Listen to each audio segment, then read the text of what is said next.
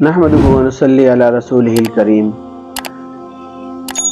والدین کا نافرمان ملعون ہے۔ سیدنا ابو ہریرہ رضی اللہ تعالیٰ عنہ ارشاد نقل کرتے ہیں کہ نبی علیہ الصلوۃ والسلام نے ارشاد فرمایا کہ اللہ تعالیٰ نے 7 آسمانوں پر سے 7 آدمیوں کے اوپر لعنت بھیجی ہے، اور ان میں سے ہر ایک کے اوپر ایسی لعنت بھیجی ہے کہ ان کی تباہی کے لیے وہ کافی ہے۔ فرمایا وہ شخص ملعون ہے جو سیدنا لوط علیہ السلام کی قوم والا عمل کرے۔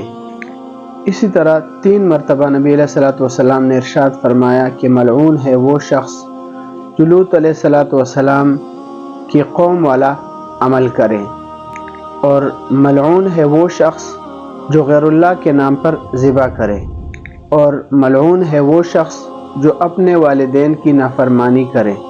المعجم الاوسط 8497۔ ایک اور روایت میں ہے کہ والدین کا نافرمان جنت سے محروم رہے گا۔ سیدنا عبداللہ ابن عمرو ابن العاص رضی اللہ عنہ ارشاد فرماتے ہیں کہ نبی علیہ السلام نے ارشاد فرمایا کہ 3 آدمی ایسے ہیں جن پر اللہ تعالیٰ نے جنت حرام کر دی ہے۔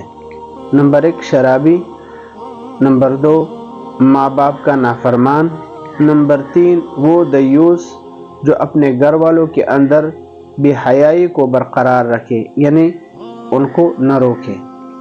مستدرک حاکم 244۔